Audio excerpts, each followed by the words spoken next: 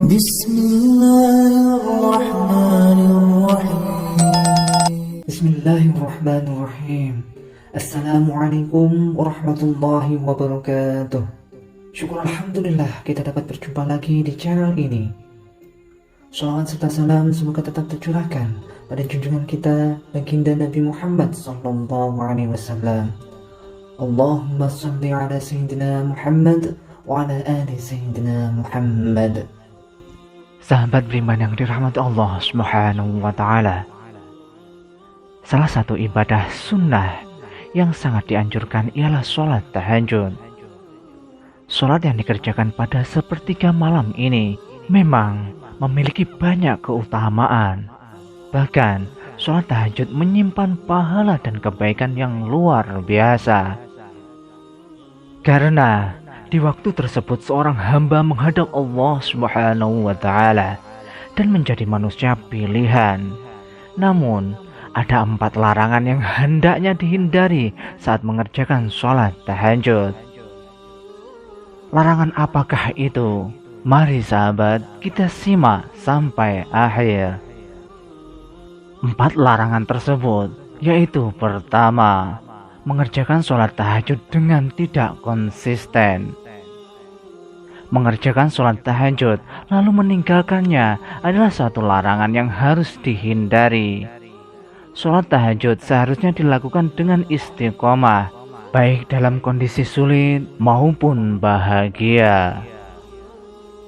Sholat tahajud ketika dalam kondisi susah saja, ketika mendapati masalah terhimpit hutang atau dirundung duka.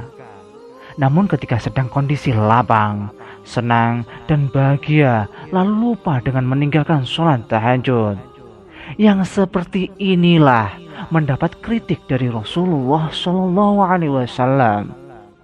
Sebagaimana sabda Rasulullah Shallallahu Alaihi Wasallam, beliau pernah berpesan kepada Abdullah bin Amr bin As, "Wahai Abdullah, jangan kamu seperti Fulan, dulu rajin sholat malam, lalu sekarang ia meninggalkan bangun malam." Hadis riwayat Imam Bukhari dan Muslim. Lantas, yang kedua adalah mengkhususkan sholat tahajud hanya pada malam Jumat. Mengkhususkan sholat tahajud hanya pada malam tertentu juga termasuk amalan yang tidak disarankan. Wahai sahabat, jika ingin menghindari kemakruhan sholat tahajud pada malam Jumat, bisa ditambahkan sholat tahajud pada malam sebelumnya atau sesudahnya. Mengkhususkan sholat tahajud di malam Jumat saja termasuk amalan yang makruh dilakukan. Hal ini diterangkan dalam sebuah hadis dari Abu Hurairah radhiyallahu anhu bahwa Rasulullah Shallallahu Alaihi Wasallam pernah bersabda, "Janganlah kalian khususkan malam Jumat dan malam-malam lainnya dengan qiyamul lail atau sholat malam." Hadis riwayat Imam Muslim. Yang ketiga, melaksanakan sholat tahajud saat mengantuk. Wahai sahabat, hal yang sebaiknya dihindari adalah melaksanakan sholat tahajud saat kondisi mengantuk.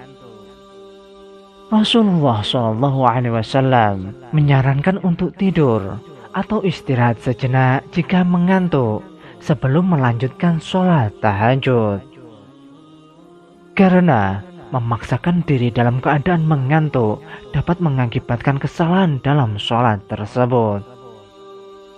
Jika sahabat mengantuk, hentikan atau tunda dulu sholat tahajudnya dengan tidur atau istirahat sejenak sampai hilang lelah tubuh. Diriwayatkan suatu ketika Rasulullah Shallallahu Alaihi Wasallam masuk ke dalam masjid lalu mendapati sebuah tali yang membentang di antara 2 tiang. Kemudian beliau bertanya, "Apa ini?" Para sahabat menjawab, "Ini adalah tali milik Zainab. Ketika ia sholat berlama-lama hingga kelelahan, maka ia bersandar dengan hal itu." Rasulullah Shallallahu Alaihi Wasallam kemudian bersabda, lepaskanlah tali itu. Kalian harus sholat ketika dalam keadaan segar. Jika kelelahan, maka tidurlah. Hadis riwayat Imam Bukhari dan Muslim. Yang keempat, melakukan sholat tahajud secara berlebihan. Wahai sahabat, sholat tahajud secara berlebihan atau terlalu lama hingga memberatkan diri tidak dianjurkan. Rasulullah Shallallahu Alaihi Wasallam mengingatkan agar tidak melalaikan kewajiban lainnya dan menjalankan sholat tahajud sesuai dengan kemampuan masing-masing.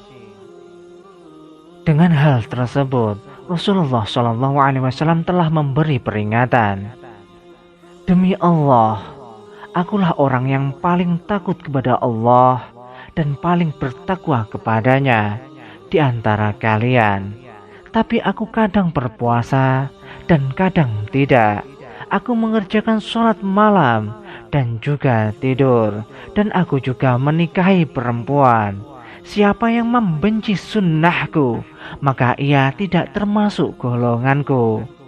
Hadis riwayat Imam Bukhari dan Muslim. Sahabat beriman yang dirahmati Allah Subhanahu wa Ta'ala, itulah mengenai 4 larangan dalam mengerjakan sholat tahajud. Semoga kita semua diberikan kemudahan oleh Allah Subhanahu wa Ta'ala dan keistiqomahan dalam melaksanakan sholat tahajud. Amin, amin, ya Rabbal Alamin. Demikianlah sahabat yang dapat kami sampaikan. Semoga dapat bermanfaat untuk kita semua. Wallahu a'lam bishawab. Wassalamualaikum warahmatullahi wabarakatuh.